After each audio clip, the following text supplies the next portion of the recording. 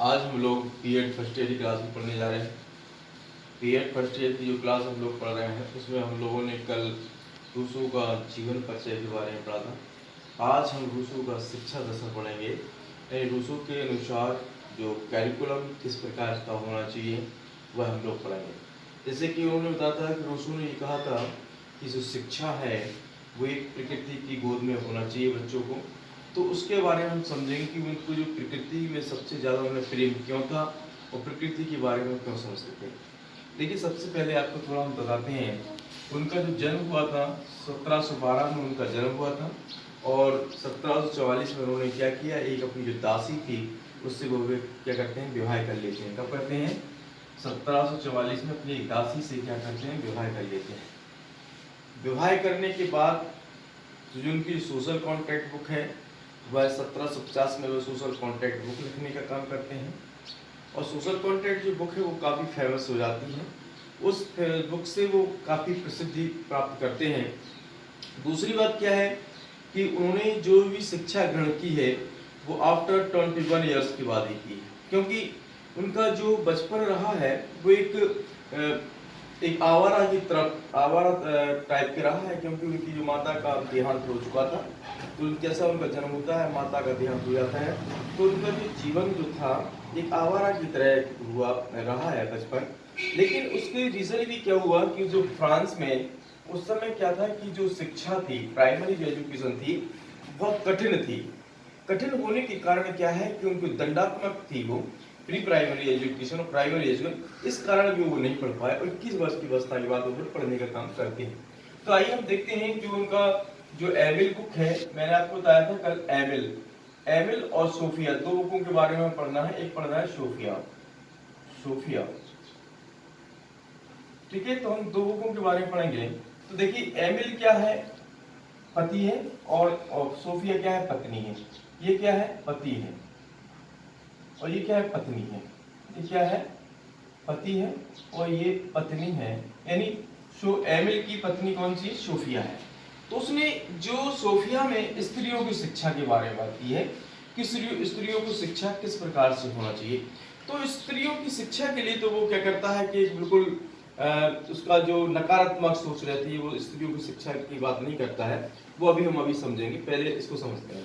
देखिए, एमिल जो बुक है उसमें पांच भाग में शिक्षा की बात की। कितने? उसमें 5 भाग की बात की है। 5 भागों में शिक्षा दी गई। देखिए, सबसे पहले है जन्म से 5 वर्ष तक, दूसरा है 5 से 12 वर्ष तक, तीसरा है 12 से 15 वर्ष तक, और चौथा है 15 से 20 वर्ष तक, और पांचवें में जो है वो है स्त्री शिक्षा है। मतलब उसमें ये दिखाया गया है, उसका सोच ये दिखाई गई है कि ये जो है 1 से लेकर 4 तक तो क्या मानता है, पति मानता है, और 5वीं में स्त्री मानता है। और स्त्री शिक्षा के लिए उसका जो ग्रंथ है सोफिया ग्रंथ, उसमें बात की है। और जो एमिल ग्रंथ है उसका बहुत फेमस ग्रंथ है, उसमें उसने 1 से लेकर 4 वर्ष तक की गई। आइए हम लोग समझते हैं इसका जन्म से लेकर 5 वर्ष तक किस प्रकार की शिक्षा की बात करता है। रूसो जो है जन्म से लेकर 5 वर्ष मतलब क्या करता है, वो शैशव अवस्था करता है, यानी 0 से 5 वर्ष तक। जो क्वेश्चन आता है कि क्वेश्चन आता है कि रूसो का जो 1 से लेकर के 0 से लेकर 5 वर्ष के लिए जो जन्म है, जो एजुकेशन अवस्था है, वो किसमें है, शैशव अवस्था। शैशव अवस्था में एमिल में समाज से दूर, वो क्या कहता है कि बच्चों को क्या करिए, आप समाज से दूर रखिए, बिल्कुल समाज से कोई लेना देना नहीं है। प्रकृति के वातावरण में, और प्रकृति के वातावरण में उसको शिक्षा देने की बात करता है, यानी समाज से दूर। तो मतलब ये है कि जो ऋषि मुनि हुआ करते थे, उनके आश्रम में शिक्षा देने की बात करता है। उसमें क्या करता है, वो रखकर शारीरिक शिक्षा देनी चाहिए। क्या देना चाहिए, शारीरिक शिक्षा। पढ़ाई लिखाई की बात नहीं करता है, वो करता है बच्चों को हष्ट पुष्ट बनाओ, तंदुरुस्त बनाओ। जब हष्ट पुष्ट हो जाएगा, तंदुरुस्त हो जाएगा, तो वो अच्छी तरह से शिक्षा ग्रहण कर लेगा, क्योंकि वो उसके अंदर एक ऊर्जा प्राप्त होगी। उसका मत है कि बालक शारीरिक शक्तियों का विकास पर ही व्यक्तित्व का संतुलन विकास संभव है। अगर आप शारीरिक विकास नहीं कर सकते तो उसका संतुलन विकास नहीं हो सकता है, और वो हमेशा अगर क्लास में पढ़ेगा तो हमेशा बीमार सा बैठा रहेगा, उसको पढ़ेगा नहीं, वो समझ में नहीं आएगी। ये उनकी सोच थी। दूसरा है उनका था 5 से 12 वर्ष तक। रूसो बाल अवस्था के जीवन को सबसे नाजुक समझता है। जो बाल अवस्था है वो क्या करता है, सबसे नाजुक समझता है। रूसो बालकों की ज्ञानेंद्रियां और प्रशिक्षण पर बल देता है। क्या देता है, ज्ञानेंद्रियां जो है उन पर प्रशिक्षण पर बल देता है। वह कहता है कि ज्ञानेंद्रियों का विकास होना चाहिए। जैसे ज्ञानेंद्रियां क्या क्या है, हाथ, पैर, आंख, कान, जीवा आदि, इनका विकास होना चाहिए। तीसरे में है 12 से 15 अवस्था में क्या कहता है, किशोर अवस्था ऐसी अवस्था है जबकि बालक अपने को शांति युक्त, क्या समझता है, शांति युक्त और सुंदर और स्वावलंबी यानी सेल्फ डिपेंड समझता है, बनाने का प्रयास प्रयत्न करता है, अपने आप स्वयं करता है। बौद्धिक शिक्षा का विकास होता है और परिश्रम करता है, कठिन परिश्रम करने की उसमें आज्ञा, कठिन परिश्रम करने की शक्ति प्राप्त होती है और वह बच्चा आज्ञा पालन भी करता है माता पिता का और अध्यापक का। चौथा में 15 से 20 वर्ष की बात की है। 15 से 20 वर्ष में जो शिक्षा की बात की है, इस समय तक एमएल, जो एमएल क्या उसके ग्रंथ है, ये भी मैंने आपको बताया एमएल ग्रंथ है, शरीर, ज्ञानेंद्रियां, बुद्धि का विकास हो चुका है। मतलब क्या कहता है वो, इस समय क्या होता है 15 से 20 वर्ष में क्या होता है कि ज्ञानेंद्रियों का विकास हो जाता है, वो हर चीज के बारे में समझने लगता है।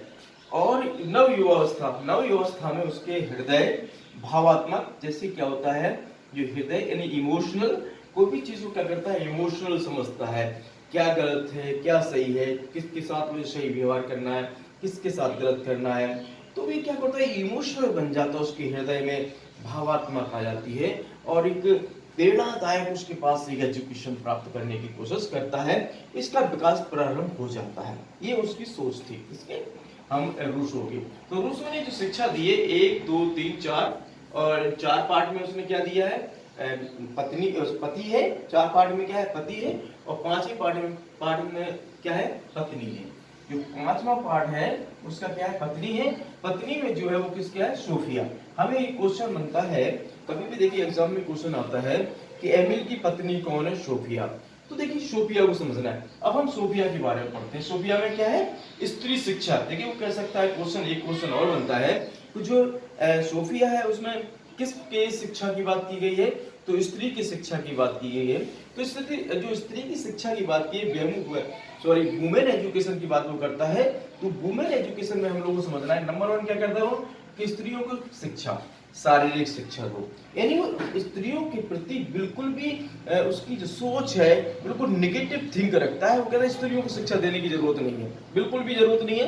वो कहता है शारीरिक शिक्षा दो, इन्हें हष्ट-पुष्ट बनाओ और पति की सेवा करें, यही इनका कर्तव्य है।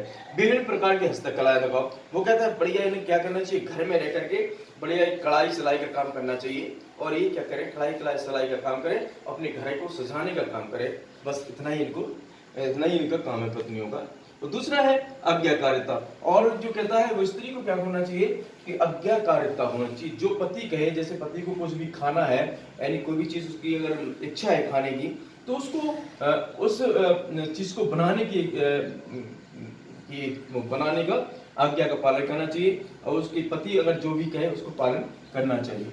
दूसरा धार्मिक शिक्षा, वो कहता है कि धार्मिक शिक्षा दो, इन्हें धर्म से रिलेटिव शिक्षा और रिलीजन से रिलेटिव शिक्षा दी जानी चाहिए। कल हम और इनकी जो वुमेन जो शिक्षा है उसके बारे में, सोफिया की शिक्षा, उसके बारे में हम कल और आपको डिटेल में बताएंगे, क्योंकि मेरे ख्याल से कि जो रूसो के प्रति अगर कोई वुमेन के प्रति अगर वो नकारात्मक सोचने का रीजन रहा है, तो उसका एक रीजन और रहा है।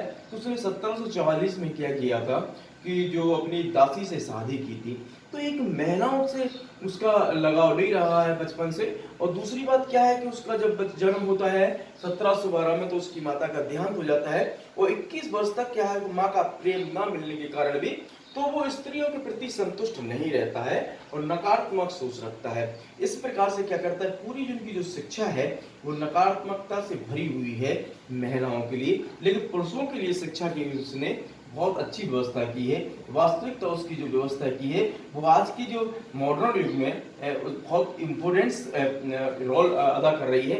वो इसलिए इम्पोर्टेंस रोल अदा कर रही है क्योंकि आज जो है हम इन्वायरमेंट के बारे में नहीं समझते, लेकिन इन्वायरमेंट के बारे में हमें बहुत ज़रूरी समझना है। अगर इन्वायरमेंट के बारे में हम नहीं समझेंगे, प्रकृति के बारे में नहीं समझेंगे, तो आने वाली जनरेशन है और हम लोगों को इससे बहुत बड़ी समस्या का सामना करना पड़ सकता है। इसलिए मैं बताता हूँ आपको कि ये जो इनकी जो ऋषियों की जो प्रकृति की जो शिक्षा है वो वास्तविकता सही शिक्षा है मेरे ख्याल से, लेकिन स्त्रियों के प्रति उन्होंने नकारात्मक सोच रखी है। कल हम उनके और स्त्रियों की शिक्षा के बारे में हम लोग पढ़ेंगे। आज का टॉपिक यही खत्म होता है। Thank you very much.